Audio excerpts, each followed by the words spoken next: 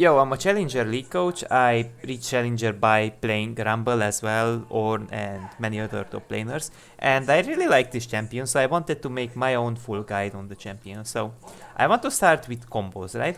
Rumble does not have too many amount of like combos in general. Uh, like you can probably like use something like E Flash, right?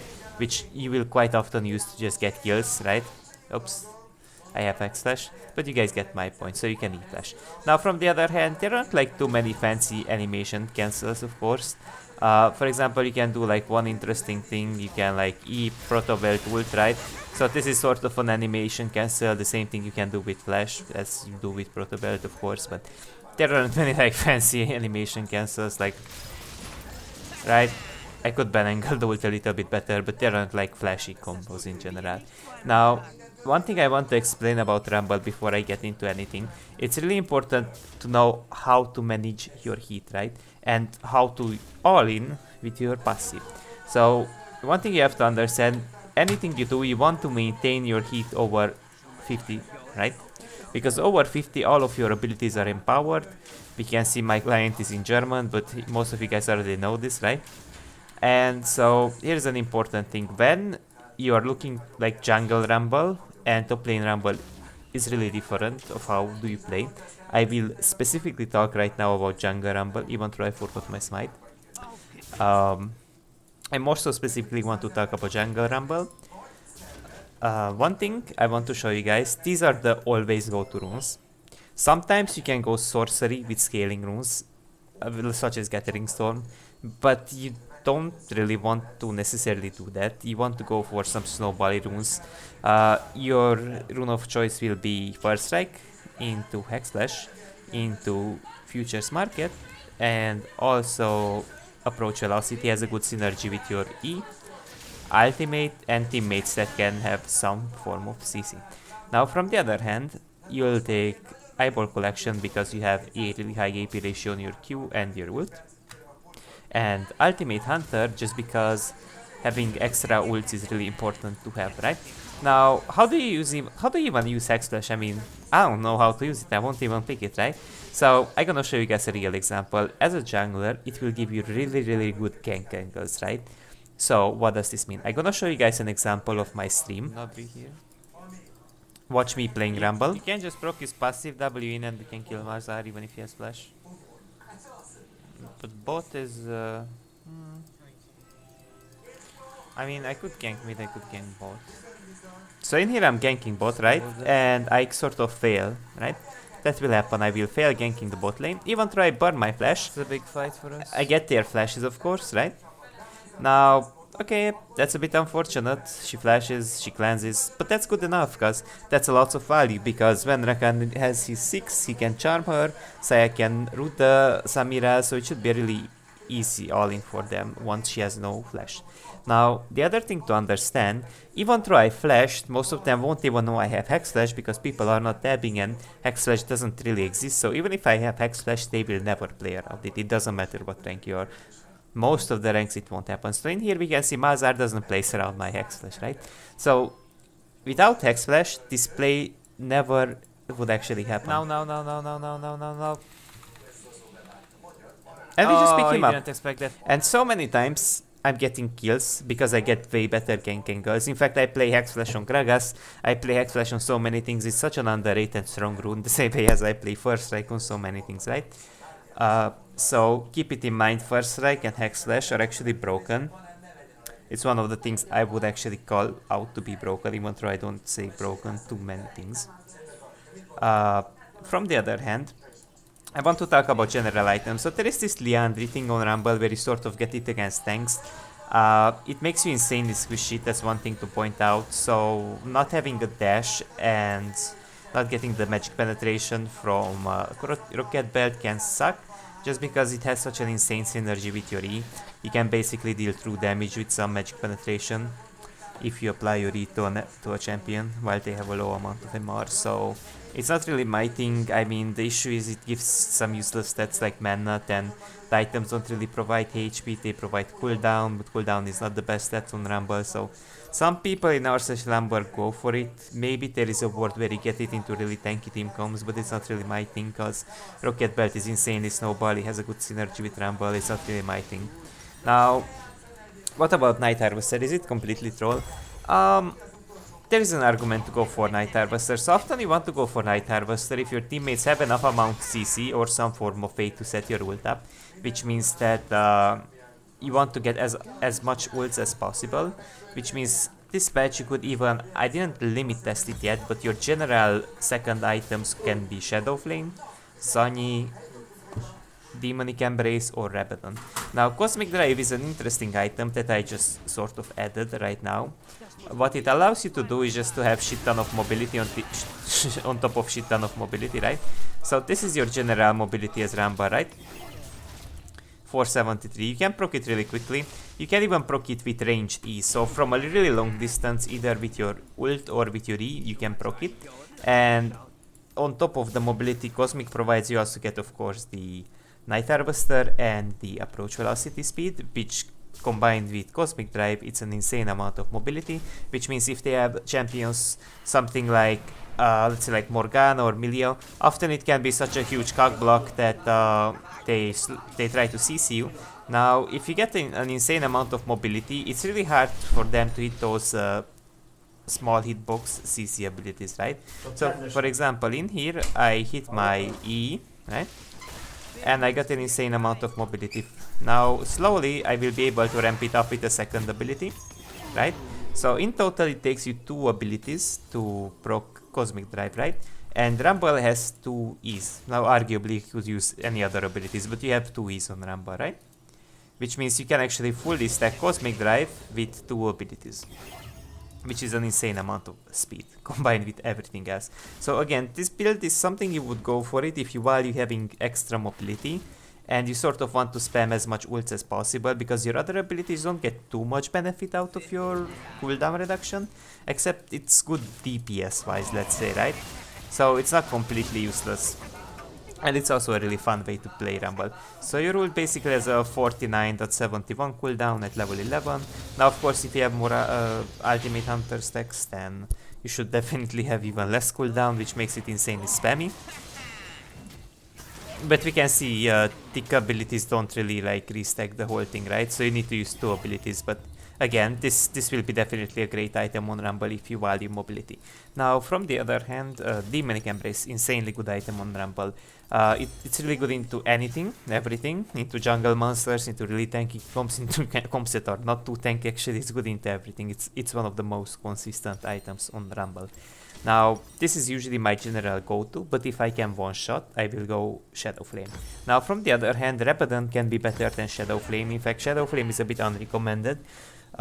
You should go for Shadow Flame if you really want to snowball, but I'll just say Rabadon is generally better just because of your insanely high AP ratio. So from my point of view, it's not really worth to go for Shadow Flame because it provides magic penetration, but you often don't really need it beyond like Rocket Belt and Sword Shoes, just because it's gonna be overpanned and you don't go to negative levels just because you have like too much magic penetration. From the other hand, Rabadon, usually if I get like 1 round each recall, I go Rabadon, depends on the game. Zanyi, it's something I never really go for. I rarely go for.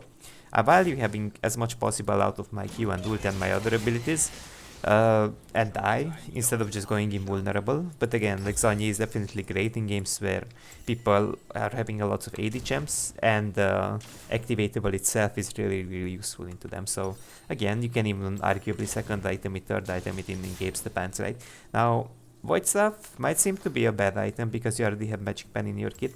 I would tell you should still buy it, because if they have MR stacking champions where you could possibly miss your E, or all of them sort of stack MR and you can't hit all of them with your E's, right? Then of course you should get Void Staff. So don't skip Void Staff just because you already have magic penetration in your kit, because you may not hit all of your harpoons, or might be multiple targets where you, let's say like all of them, most of them stack MR, and let's say you could like arguably hit maybe one or two frontliners, and then you don't deal enough damage out of your Q and ultimate just because you don't have void stuff. So I would say don't skip on void stuff, right? Okay, so Morellemonic, is it ever an option? So usually this is the bad item, right? It can be better than Shadow Flame. Arguably, it can actually be better than Shadow Flame. That's the weird thing, because you're overpenning actually with Shadow Flame, which means that this actually could be better because the heal cut is better than 10 more magic penetration if they have healing. Now, usually it's not great on Rumble, and if your support can go for anti-heal, they should, right? But you have AoE on Rumble, which means you can apply to multiple people the anti-heal. So it's not that bad of an item. In fact, arguably it's better than the other one. Now, Rally's Crystal Scepter, right? It's just a for fun item. It's trash. It's trash, and why do I say that? It's even recommended, but it's not really great. I mean, how are you supposed to slow with a flamethrower, right? That doesn't really make sense, right? Like, look, I'm freezing them, but at the same time I'm burning them, right? So you already have 2 slows on Rumble, which slow the same amount or even more than Rallies would, right? So you better be hitting your abilities. So the only ability that actually gets value out of Rally is your Q, which is not really worth because you're investing too much money into stats that you don't value enough just because like you already have enough slows in your kit, right? So alternatively to this build, Horizon Focus can be good in some rare games, even though it's not really a great item.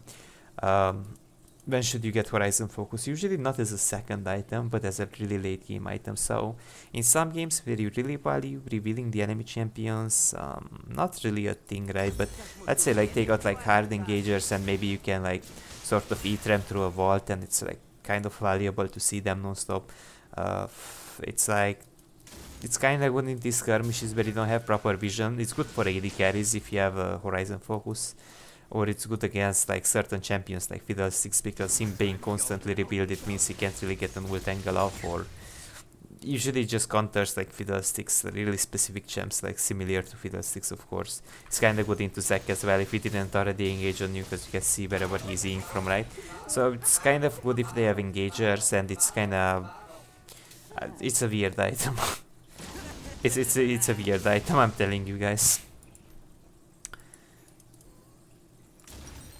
Now, from the other hand, Nashor Tooth, is it a bait item? Is it a good item? It sort of has synergy with your passive, right? So you have one on hit and you have another on hit.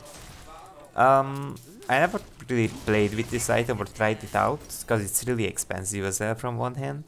And I don't feel like it's too worth, because often I gonna one shot with Rumble and I don't necessarily need a DPS. It's something I don't have a complete opinion over. I don't think so it's good, but I don't have like a complete opinion over, just because I didn't really limit test it, right? From the other hand, other items like Lich Bane, again, I never really tested it.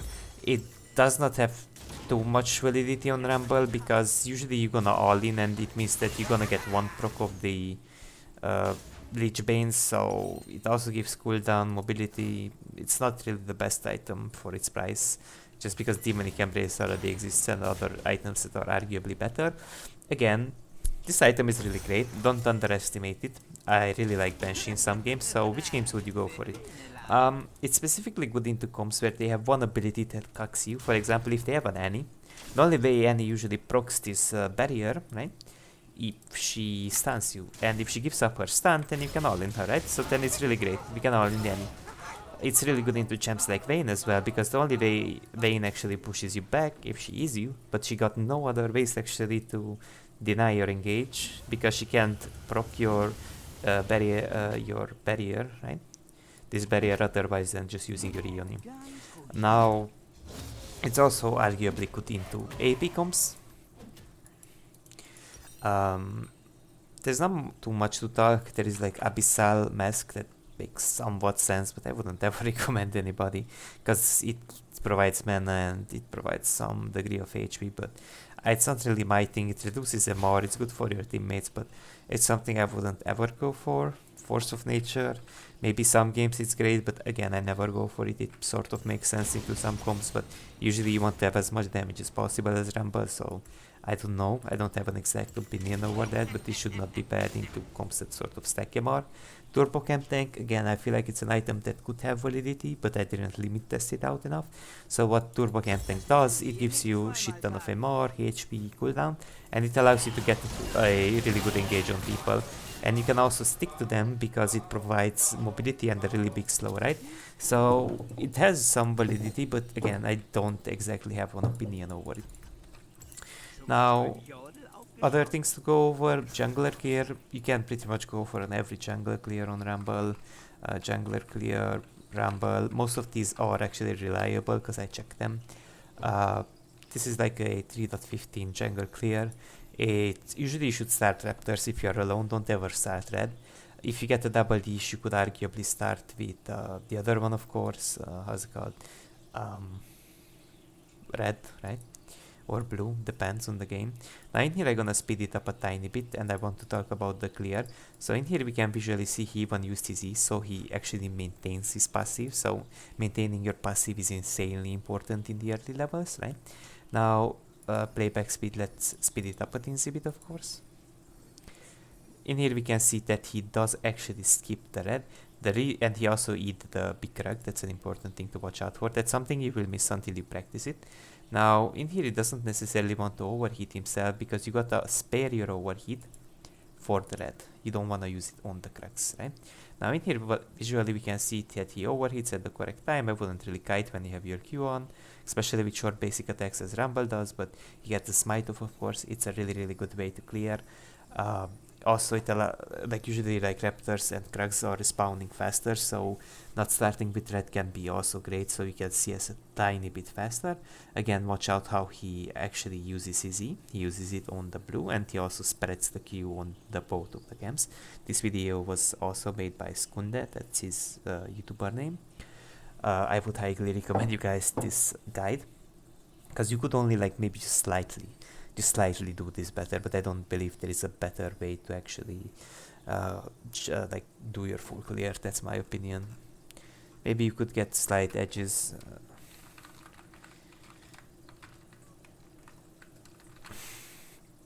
Okay. Now, what else should I talk about? I talked about most of the things. Now, some champion synergies. Let's talk about some champion synergies as well. Generally, champions like Nami, she has CC, she has a really good E for you. Jarvan has good synergy with you. Champions that generally have CC in the mid game that allow you to get a really good ultimate off and an all-in. Also, you synergize really well with mages because you penetrate people's armor, and some mages do have actually some level of CC, for example Anivia, right? She has a really good wall, ultimate, slow Q, and she also values a lot that if you remove their MR as well, she can provide you a really good ultimate angle in the jungle areas, right? From the other hand, engagers, not only mages, but you do really well with engagers and with some AD carries as well to some extent. For example, Kog'Maw deals quite a lot of AP damage, so reducing their MR actually boosts Kog'Maw's DPS by a lot, right? So it also boosts people, not only people's bursts like a Syndra or Veigar's burst damage or Annie's burst damage, it's also really good with DPS champions that value to have more DPS over time. From the other hand, things that usually don't want to pick Rumble into, often if they have way too much mobility and you can't really get an ultimate angle up, that can be a cock block. Of course there are some champions that can beat Rumble in a 1v1 or just sort of deny him in some ways. Generally champions that have some form of mobility or CC counter Rumble, or champions that can fear you in some way to the point where you turn back with the flamethrower and then you can really get Q value, right? So it just really depends. It's really different from game to game. The other synergies with Rumble are, as I said, Knockup champions, CC champions, Malphite Horn, general stuff like that, you know. Engagers like Rakan, Rel, right? Now I think I talked enough about Rumble.